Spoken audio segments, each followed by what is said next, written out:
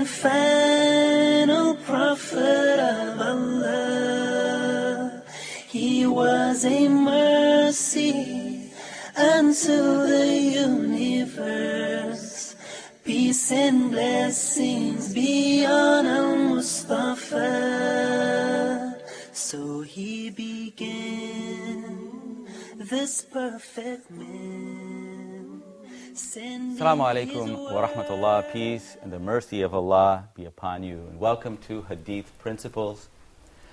We're learning about the hadiths of the Prophet Muhammad, peace and blessings be upon him, and how to appreciate, evaluate, and practice them in our lives, inshallah, by at least being familiar with the major collections of hadith, the scholars who studied it, and their criteria, and their great effort that they put in preserving the hadith and delivering it to us today.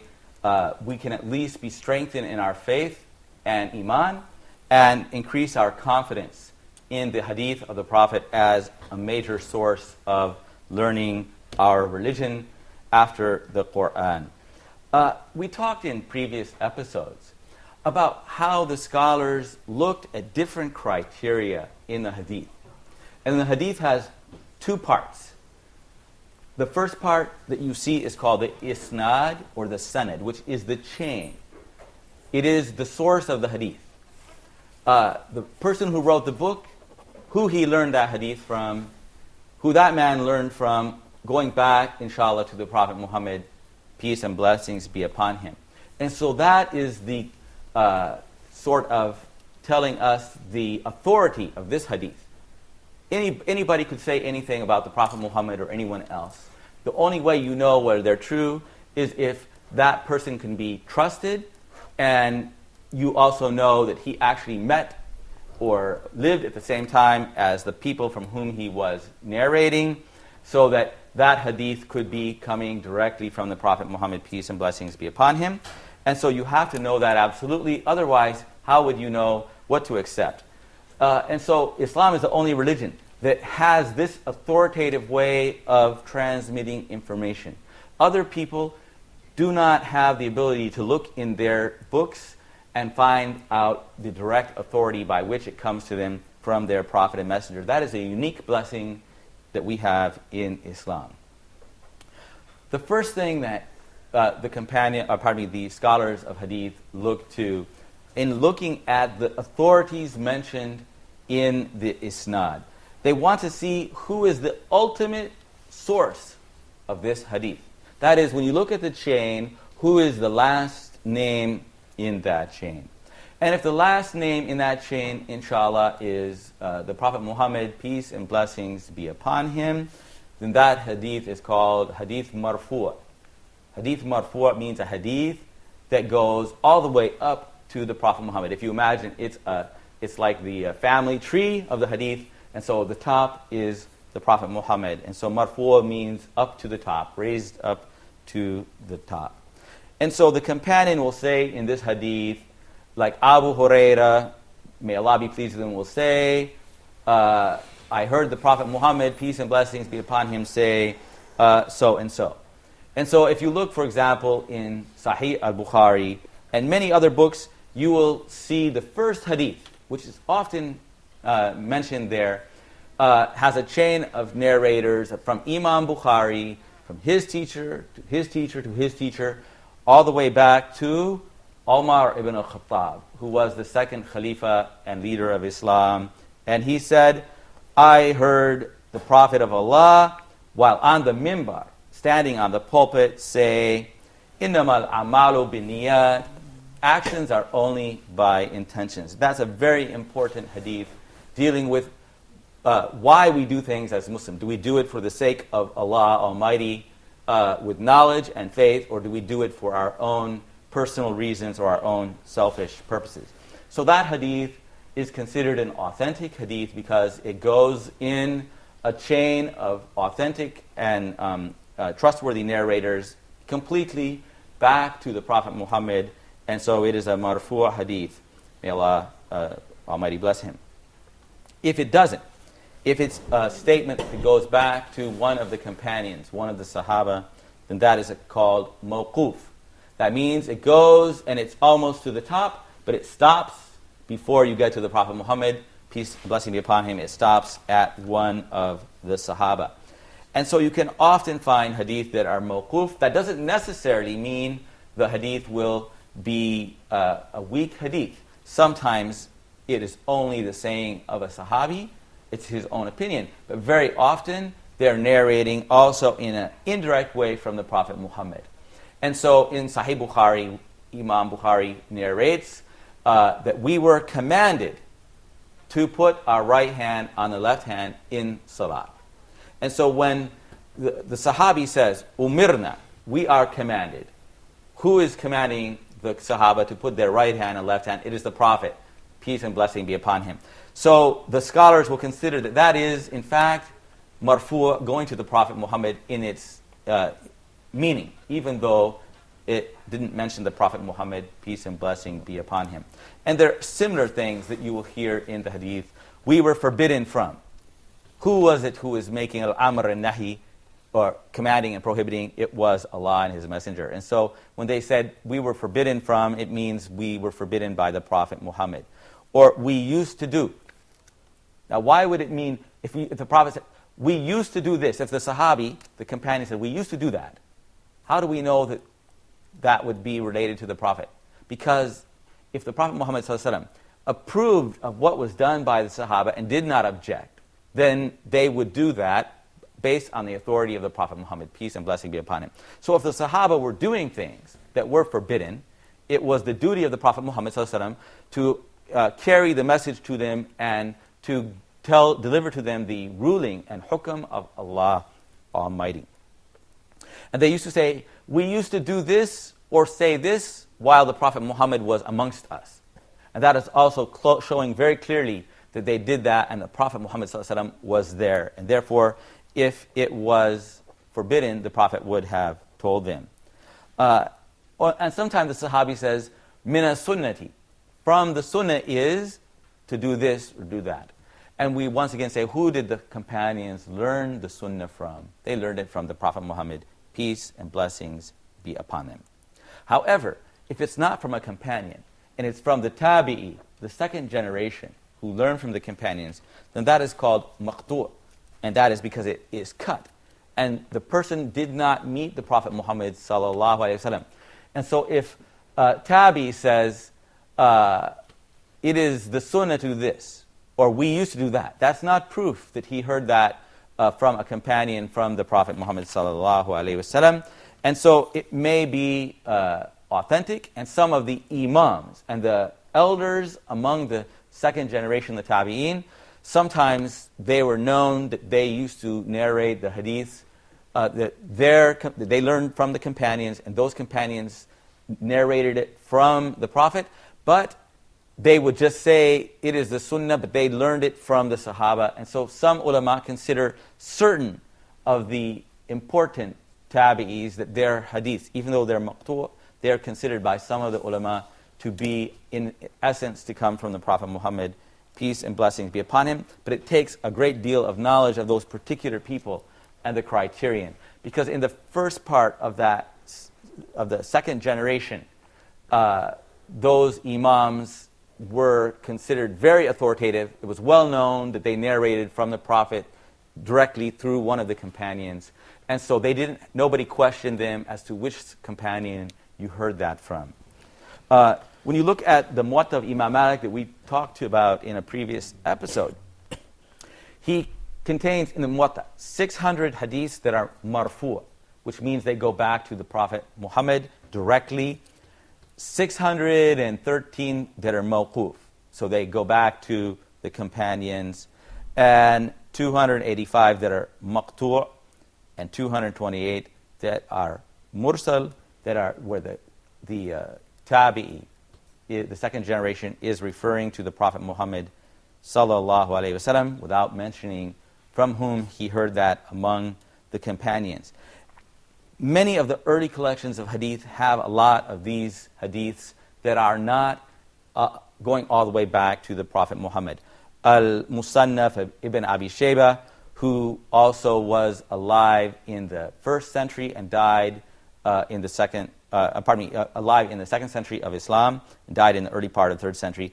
The Musannaf of Abdul Razzaq, and the Tafsir of At-Tabari, Jarir At-Tabari, who wrote one of the important early tafsirs, which are called Tafsir bil-Ma'thur, tafsirs that include the hadith of the Prophet and many sayings of the companions, such as Abdullah ibn Abbas and Ibn Masud and others of the companions who talk about the tafsir of the Prophet, peace and blessing be upon him, Ibn Abi Hatim al-Razi, and Ibn al-Mundhir, who lived in the 3rd and 4th century of Islam. All of them have a lot more of these hadiths that do not go back to the Prophet Muhammad, peace and blessings be upon him. When the ulama look at those, they have to know, did that person actually narrate hadiths directly from the companions? And so if they don't know, then those are not considered hadiths of the Prophet, peace and blessing be upon them, if they don't directly go to the Prophet. But if they mention the Sahabi, and the Sahabi doesn't say directly that they are from the Prophet, but he implies that by saying, we did that in the time of the Prophet Muhammad, peace be upon him, or we were commanded to do that, or it was the sunnah to do that, then we consider that those are authentic hadiths going marfu' all the way back to the Prophet Muhammad, peace and blessings be upon him. So the ulama look to those names. If we open up Sahih Bukhari and we see all those names, most of us just skip. And we skip to the end to the Sahabi. But we don't know sometimes whether it really goes to the Prophet Muhammad or not. We have to look to the principles of a hadith to decide that. We're going to go to a break and we'll be back shortly. Assalamu alaikum wa rahmatullah. Muhammad is the last and final prophet of Allah.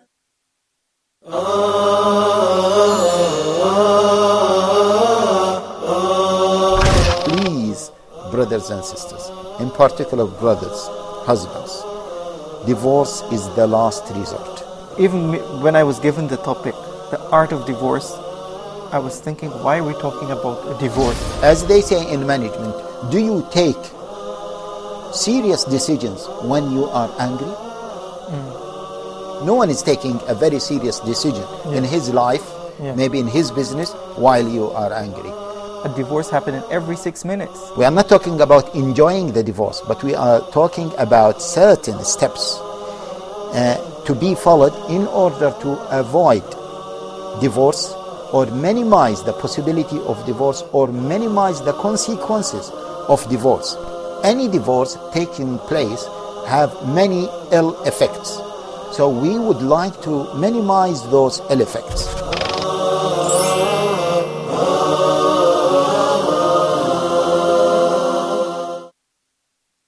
Muhammad is the last and final prophet of Allah. Assalamu alaikum wa rahmatullahi wa barakatuh. Welcome back from our break. Before the break, we were talking about how the scholars of the hadith examined the hadith carefully and looked at the people in the isnad, or the chain of narrators. Let's review the terms, inshallah. First of all, you look at the isnad. What is the isnad? It is the chain of people you see before the hadith, coming from the person who wrote the book, the next person, back to the name of the Sahabi, inshallah, and then, inshallah, the Prophet Muhammad.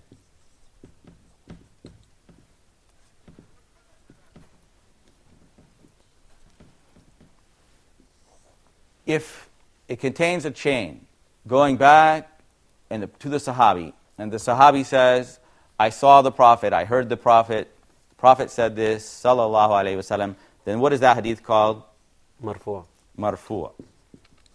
And marfu' means what?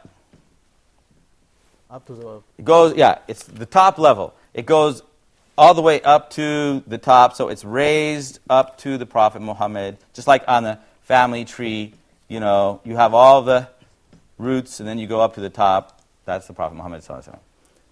And so these are all the different levels. The next one, if it goes to the Sahabi, and the Sahabi doesn't say specifically, the Prophet said, the Prophet did, then what is it called? Mawquf. Mawquf. And so mawquf means it stops at the Sahabi. So I guess you could call that it means it stops there. Stops at the companion or Sahabi. And then what if it only goes to the Tabi'i, the second generation who didn't meet the Prophet Muhammad sallallahu alaihi wasallam? Maqtu'. Maqtu'. So that is like cut. What do they say? Severed. And so the first, that is, of course, clearly, if all these people, if this chain is unbroken and they are acceptable narrators, then that would be normally considered authentic, sahih. Mawquf, it may be only the saying of a companion, but the companion may say, well, we were commanded to do this, or it was the sunnah to do this, or we used to do that when the Prophet was alive. That means that even though it's mawquf, its meaning is marfu'. And lastly, some of the elders of the tabi'een narrated hadiths from the Prophet Muhammad through Sahaba, but they didn't mention the Sahaba's name, but they were very well known. And so some of those are considered authentic also, but otherwise they would not be considered authentic hadith of the Prophet Muhammad, peace and blessing be upon him. I forgot to introduce all of you guys in the program. I apologize for that. And of course we have Brother Ayman from the United States, Brother Muhammad from America also, and Brother Hussam from Egypt. Welcome, guys, and I apologize for not introducing you. Maybe you have some questions or discussion about this. Yes, sir, please. Actually, it is more of a conclusion. Okay. Yes, and correct me, please, if I'm wrong. Following all the explanation which your owner has just given to us, one can easily land to the conclusion that how Muslims, and especially the early Muslims, were meticulous in investigating and scrutinizing the authenticity of the traditions. And in this, there is a clear answer to those who allege that Islam is just the sayings of some people and then they attribute it to the Prophet. I think this is a clear answer to such allegations against Islam. Yeah, you will never find, Jazakallah, may Allah reward you, you're exactly right, and maybe many of us will not ever become researchers in hadith, but just by being familiar with the strict standard of the scholars of hadith, it can give them confidence that we actually know what were the teachings of the Prophet Muhammad, peace and blessing be upon him. There is no historical work in ancient time or in modern times that is up to that level of authenticity. We can absolutely know more about the Prophet Muhammad's life and action in an authentic way than we can know about George Washington, for example, or other famous figures. If you were to say that we are going to reject all of the hadiths, absolutely, of the Prophet Muhammad sallallahu alaihi wasallam, you would have to reject everything we know about Christianity or Judaism or any other major religion, and most other philosophies and traditions and teachings and any other historical works from previous eras. And so it's a unique and important study that we have in Islam, and we're very blessed by Allah Almighty that He has preserved our religion for us in this form. Alhamdulillah. Yes, I have a question, please. Yes. Why do you think a lot of Muslims are ignorant regarding the sources of hadith? I think that it's partly because of the great effort of the ulama and our early scholars, that they made all of this work on our behalf. And so people just felt, now the work's been done, we don't have to be aware of it. And so there's a little bit of laziness. We just accept what is told to us by imams or teachers. But we should, in Islam, we should have critical thinking. And so in the golden era of Islam, to be a naqad al-hadith, to be a critic, was a high, honorable position. So a lot of Muslims today think you should never ask questions. You should just believe whatever you're told. and shut up and listen. And unfortunately, we don't have the correct educational method. And so if we taught these subjects, and we taught our children to think critically, and to examine and ask questions, the Muslim world in general would be far in advance in every area, in technology and science and everything. If we used our intelligence in our religion, and we also used it in the dunya, in our daily life, we would be much more successful than we are today, in my opinion. Yes, of course, yes. I actually had a similar question as to what should be our duty when we are reading, for example, Bukhari. Should we pay attention? Do you recommend that we pay attention to the isnad, and should we differentiate between the requirements that you posted? Of course, not every individual has the ability or the time and deep interest in order to do that. But it is very educational. Even though we know that the chains of narrators of Bukhari are very authentic, if you start paying attention to them, you will start to learn who met who, and who is the student of which person, and you will know them. And if you read a little bit of their biographies in the books of Rijal, the collections of where they examine all the narrators and told us about them, you will feel familiar with them, and you will start to instinctively know them. And even if you're not a real strict student, you will learn about them, and then you will say, I know him. I remember he did this other hadith, and he narrated it from this other person, and it'll put it all together. And it won't just be empty words on a page. It'll have meaning to you. And so it'll enhance your appreciation of the hadith, even if you're not trying to be a real scholar or researcher in this subject. Okay. Yes, I have another question, please. Yeah. Who are the most trusted people when it comes to narration? Like Aisha and Abu Hurairah? Of course, any of the Sahaba are trusted. Some of them had lots of hadith that they narrated. Like, for example, you said Abu Hurairah, who's well known. He narrated so many hadiths of the Prophet Muhammad, or Anas ibn Malik, or Aisha radiallahu anha. Their narrations are so numerous. Why? Because they were, like Abu Hurairah and Anas were very young, and they spent all their time with the Prophet, living with him day after day. And his wife Aisha was also very young and lived with the Prophet Muhammad, peace and blessing be upon him. And so they had a lot of time to learn and devote themselves to memorizing and studying the hadiths of the Prophet, while many of the elder Sahaba were very busy. There were wars and chaos going on, and Islam was in a great struggle. And they didn't always have the same amount of time to preserve the hadith, and they died early, and so they didn't have a lot of students among the second generation. And so their hadiths are relatively fewer. And so like Umar ibn Khattab, of course, he had many hadiths. And many of his hadiths are actually narrated in the name of other companions. So other companions would hear something from Umar, but they would narrate that in their name. So we only need the name of one companion. So if you read, for example, that a hadith is narrated by Anas ibn Malik or Abdullah ibn Abbas, who were very young, many times they heard that hadith from one of the elder companions. So they learned Islam from those companions. And so if Anas ibn Malik heard the hadith from Umar, Anas ibn Malik will say, the Prophet said this. He didn't say, I heard the Prophet say it. He said the Prophet heard it because he knew very well the Prophet said it, because he was told by Umar, and Umar is, of course, an unimpeachable source. And so many of the elder companions, their hadiths are found, but they're not in the name of those companions. Okay. Is this, you think it's important for most people, or useful for them to know this terminology? Of course, yes. Undoubtedly, yes. I think a lot of us didn't learn that when we were in school or as younger people. And so we look at the hadith books and we think, wow, what is all this information? So in modern times, did you notice? They want to publish a Bukhari, they take out the whole isnad, except for the Sahabi.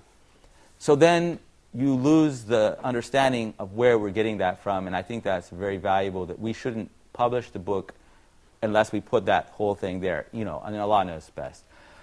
Thank you very much for being with us. May Allah Almighty bless and guide us through the sunnah of the Prophet Muhammad, peace and blessing be upon him.